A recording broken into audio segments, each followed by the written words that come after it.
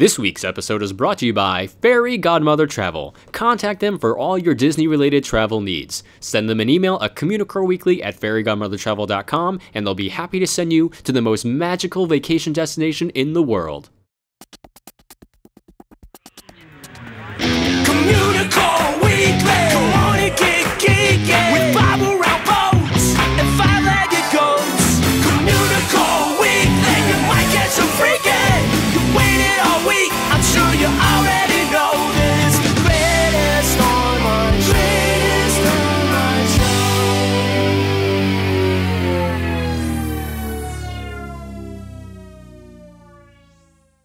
Hello and welcome to Communicore Weekly, the greatest online show and home of the world's first pair of independently born identical twins. I'm George. And I'm Jeff. How you doing today, George? Doing okay. Nice hot day.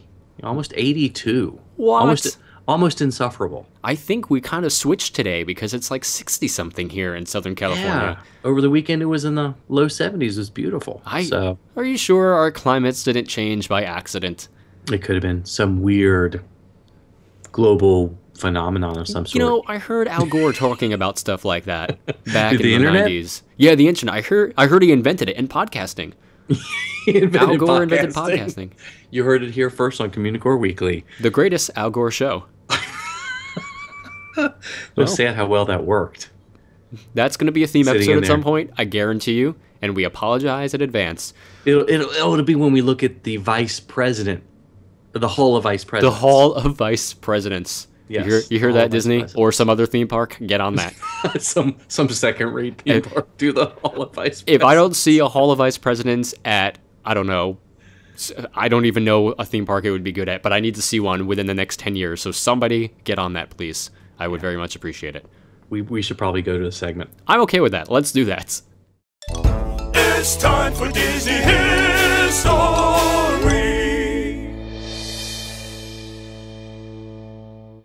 Cinderella Castle, Spaceship Earth, and now, since that dumb hat is gone once again, the Grauman's Chinese Theater. All of these structures are the icons that represent the various Walt Disney World theme parks.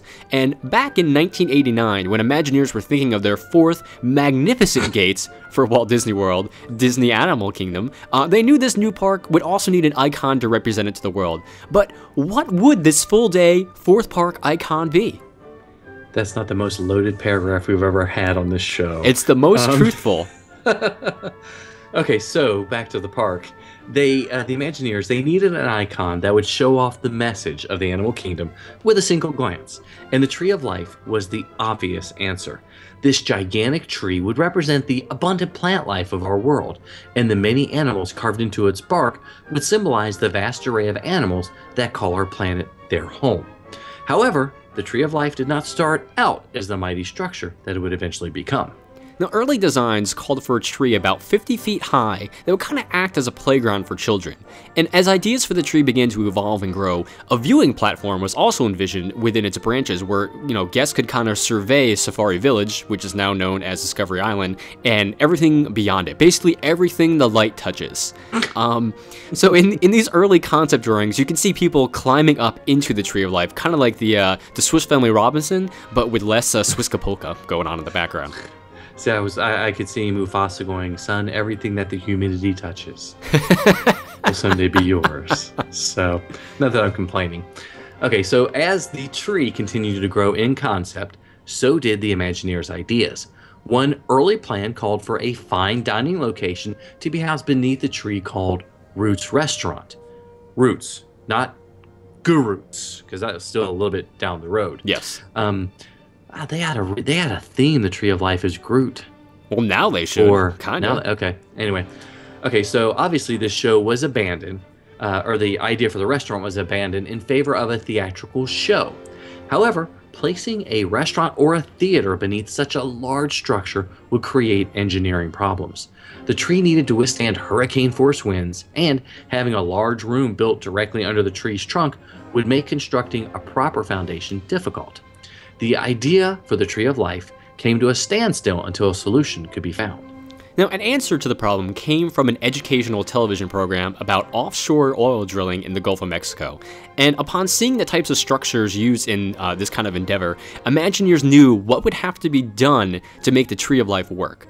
So a free-span oil drilling platform offered a wide base, large enough to house a good-sized room, a narrow center section for the tree's trunk, and an expanding top section capable of supporting all the branches. Yeah, so I was wondering if they were going to make it an offshore park icon, like off the coast of like Tampa or something like that. That would kind of. Are you talking about their fifth gate, the oil drill park? The oil drill park. Walt Disney's Magical World of Oil. Yes. So though the idea came from oil drilling, the final base was not an offshore drilling platform. It was a custom preliminary design made by a contractor who used a homegrown 3D modeling program to complete the engineering and to ensure it could all be accurately cut, fit, welded, and tested. The pieces were, of course, tested, pre-fit together, and then trucked from Houston to Orlando so it could be erected on site. Now, the next problem they had to tackle were the branches. So, in order to withstand winds in excess of 74 miles an hour, as you often do in Florida, it was believed that the limbs would need to be made out of a rigid, non-flexible material, kind of like steel. And in addition, in order to make the project cost-effective, the branches would need to be mass-produced. And this would dictate that the limbs of equal size kind of be identical shape. However, contrary to popular belief, uniformity is not actually found in nature. Everything is different. So, when the wireframe drawings and artist renderings were completed, the tree kind of resembled an inflexible geodesic dome closer to spaceship Earth more than this glorious tree icon. So to solve these problems, the Imagineers first developed a flexible injection molded fiberglass to create the branches. These would range in size from 2 feet in circumference at the trunk of the tree to 2 inches where the leaves would attach at the end. And since the material was flexible, the limbs would move in the wind just like a real tree. We call that Disney magic, folks. Yeah. Boy, our budget is so high. Anyway, Next, they needed a way to attach identical branches in a random pattern. That was what was needed. So, to resolve this problem, 32 balls were created and secured to the tree, and from each ball, 1 or 2 secondary branches could be attached in various positions.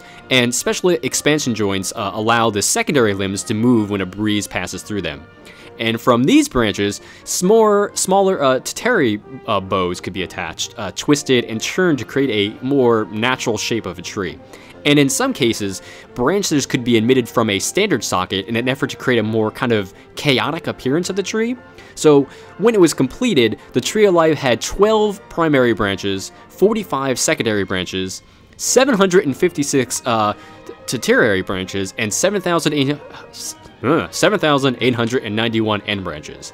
That's a lot of branches. Yes, it is. Way too many to count. The tree stands 145 feet tall and is 165 feet across. And it's also interesting to note that the final design and shape of the Tree of Life was based on a very specific bonsai tree the Imagineers discovered at a very early Epcot Flower and Garden Festival. So the Imagineers worked with outside firms to develop a natural-looking leaf that would withstand wind, heat, cold, and moisture, or humidity. In addition, the leaves could not be allowed to fade in the sun, so they also needed to resist the effects of ultraviolet light. In the end, wow, it is weird when we see numbers. We get so thrown off by numbers. Communicore Weekly. Wow, 102,583 leaves. That's a lot. Each over a foot long were created and attached to the Tree of Life. They come in 5 shades of green, and they also rustle in the wind. The branches and leaves were assembled on the ground and then lifted by crane into place, which the crane is the official state bird of Walt Disney World. That is true. It most definitely is. It's always hanging out by the Cinderella Castle also. Yes, it is. So, of course, the real fascination of the Tree of Life is not the tree, but the over 320 animals that are carved into its trunk. And to create this work of art, an international team of artists was assembled, kind of like the Avengers. Ooh, and yeah. Those not already a part of the Disney team all had their own studios and had proven themselves in various forms of media in advance of taking on this project. So the tree skin began as a 1/2 inch to the foot model that featured no animals.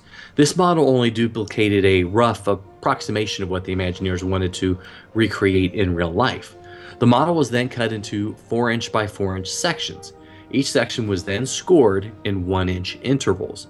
A stylus was run along the scoring and the information recorded into a computer. This data was next sent to a rebar bending machine that recreated this shape in actual size.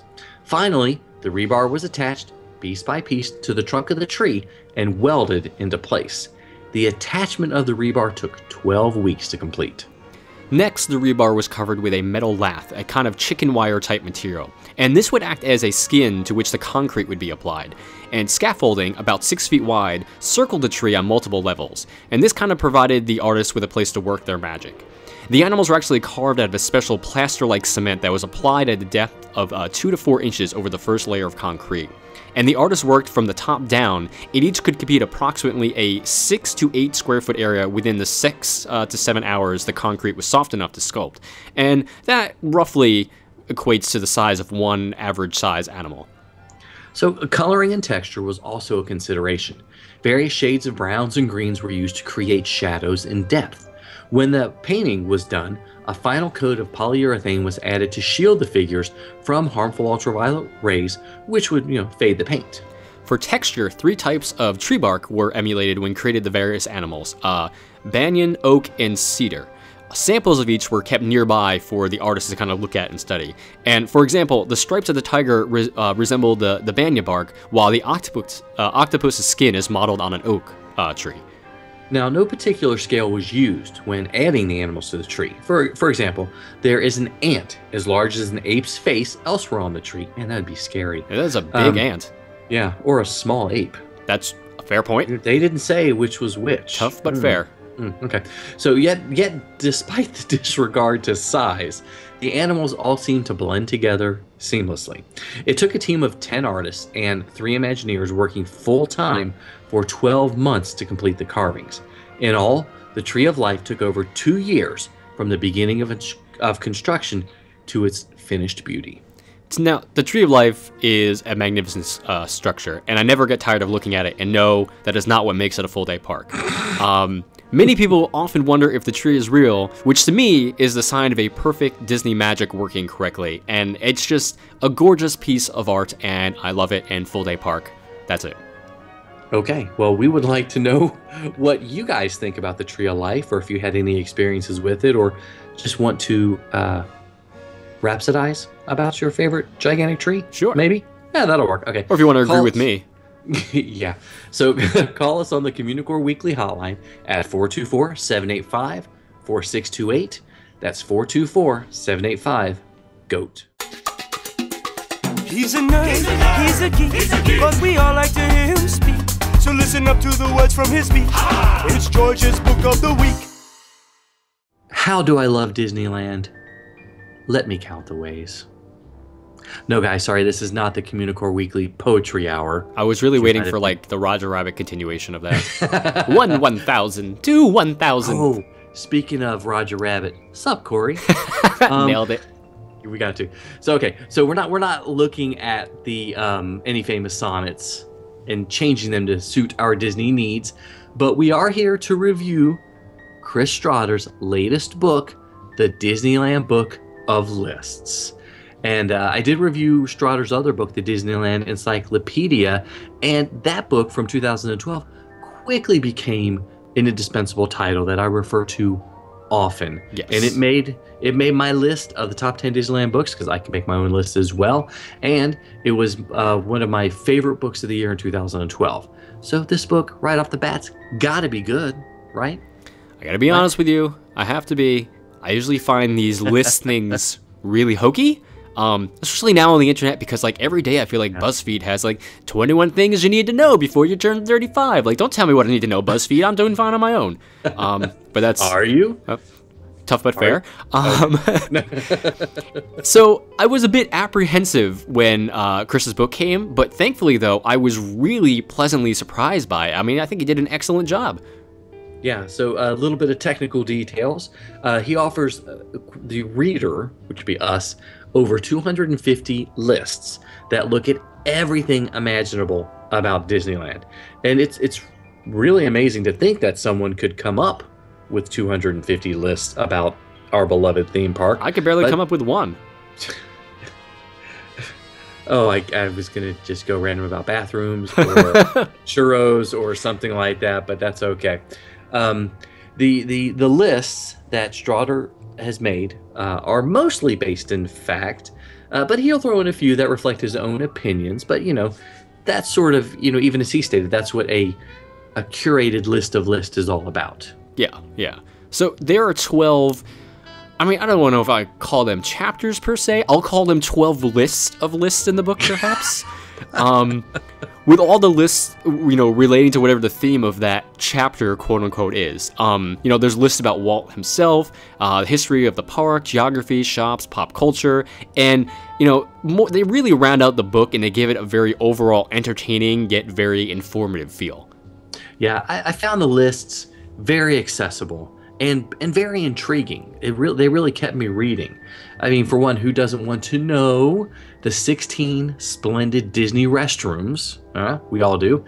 The approximate speed of 15 Disneyland attractions, and I love this one, 13 Disneyland-related sentences and phrases that are 13 words long. I mean, that's brilliant. Yeah, who thinks of that? And instead of doing a traditional about the author bio at the end of the book, he includes a list about himself, which is actually really funny. Yeah. Really, really funny. Yes, it is. That said, this is not a book that you sit down and read in big chunks. It's not like a novel or a research book. But I mean, you could obviously, but it's definitely something you can sit down and you read. A couple of lists here and there, and they're fun and entertaining, and you can come back to later on.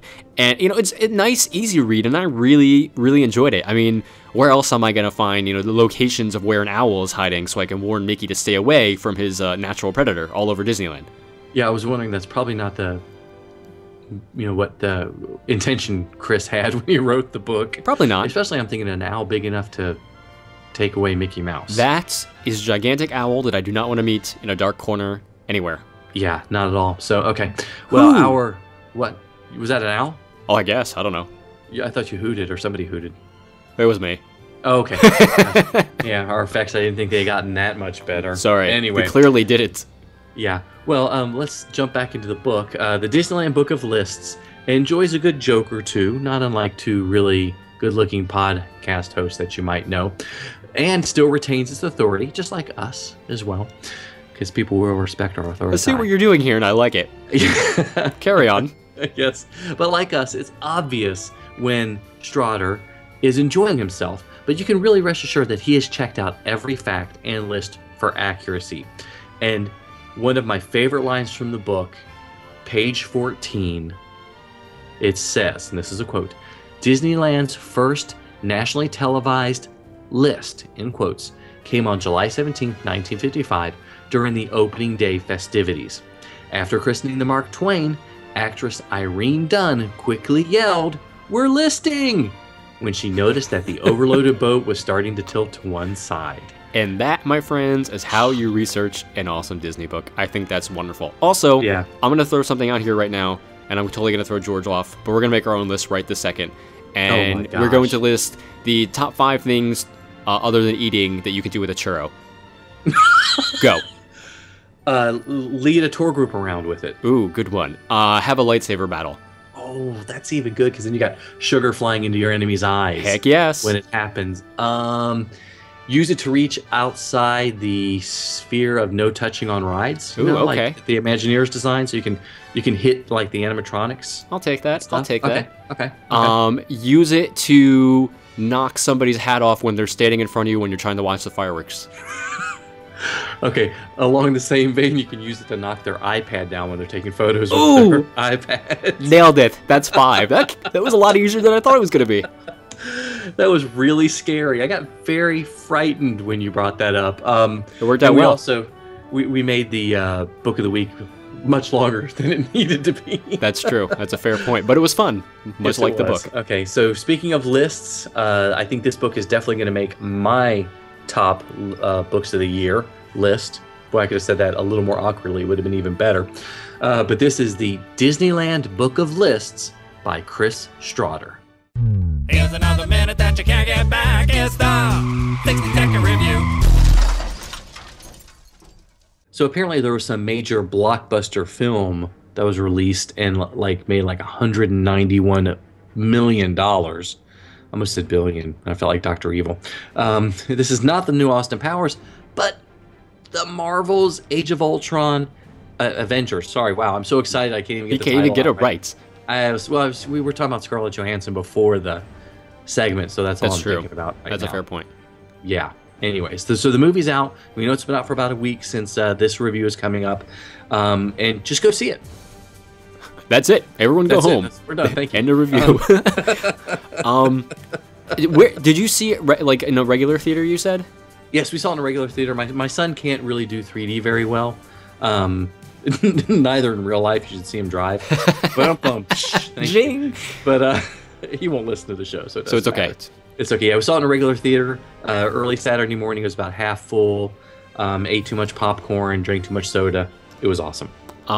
Yeah, I really wanted to see it in IMAX, and then I realized they were only playing it in 3D in IMAX, and I really don't like 3D to begin with, but it was totally worth it for this movie. I mean, it was fantastic. And I know, reading some reviews after the fact, a lot of people were saying, yeah, it was great, but I liked the first one better, and I disagree. I think this one is The Empire Strikes Back, essentially. It was more comic booky. I mean, it laid all this groundwork for upcoming Marvel stuff. I mean, it was great.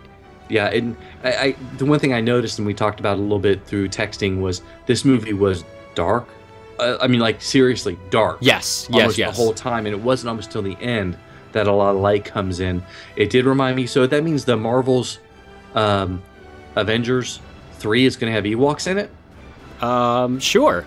Okay, no, okay. God, I hope not. But yeah, it was dark. The first one was nonstop. They didn't even let you breathe during the jokes. Yeah. I mean, they just kept throwing stuff at you. I mean, that perfect Joss Whedon writing. This one had a little bit of a slower pace, not in a bad way, but it gave time for some more speechifying, putting out some backstory. Character development. Yes, learning a lot more about the characters. I mean, it hit me afterwards. This was pretty much Hawkeye's film. Yeah, I'm not gonna lie, I was kind of bummed about how he was treated in the first Avengers, and I love, we won't spoil, but his story that they gave him here, like, it made it his movie to me, and they gave him a really big part, and I loved it. I thought it was great. Yeah, the action scenes, the fights were absolutely fantastic. The set pieces were incredible. Yeah, it was absolutely amazing. It's hard to explain the Hulkbuster fighting the Hulk.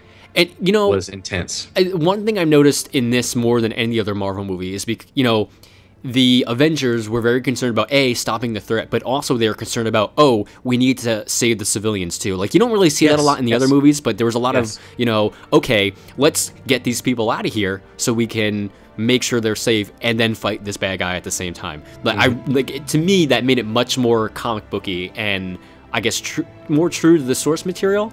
I think so. James Spader, man.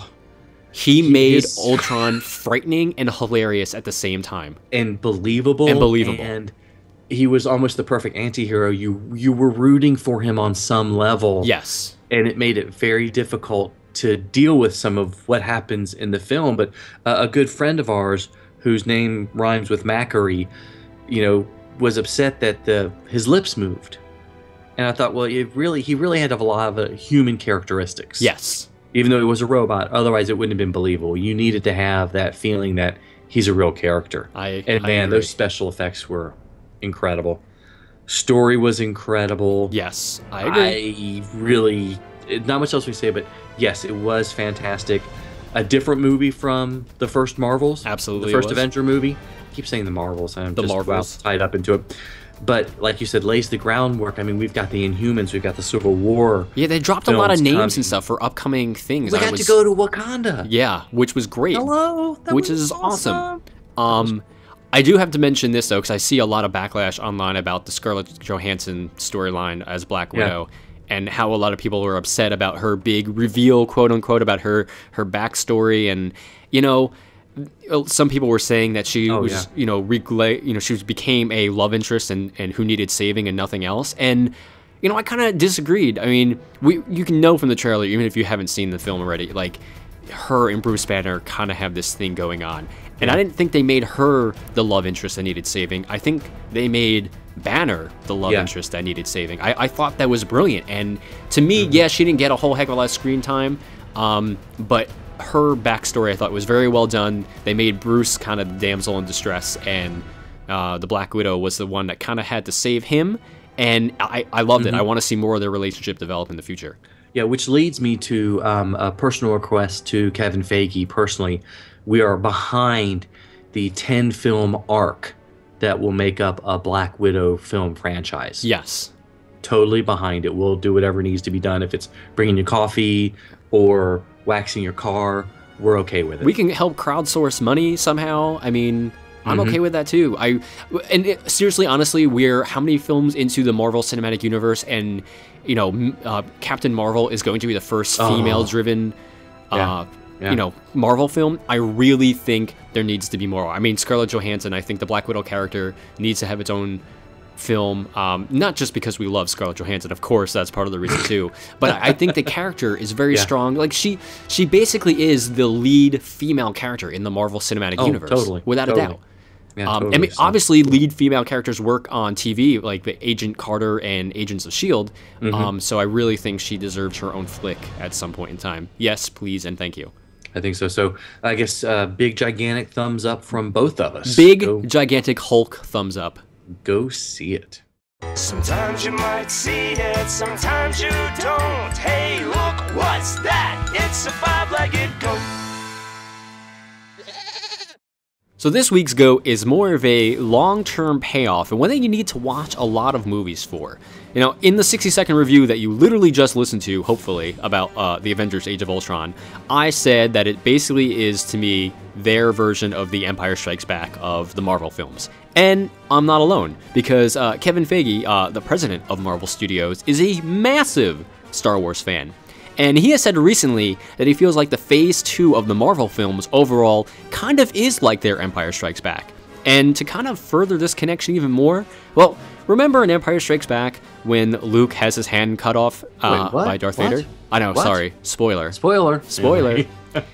Well, in every Marvel Phase 2 film, someone loses an arm or a hand. So, in Iron Man 3, Iron Man slices off Killian's arm during the final fight sequence. In Thor: The Dark World, Loki appears to cut off Thor's hand in an illusion, not a magic trick, an illusion. It's an illusion, Michael. In Captain America: The Winter Soldier, Bucky is revealed to have lost his arm during the fall off the train. In Guardians of the Galaxy, Gamora chops off Groot's arms the first time they meet.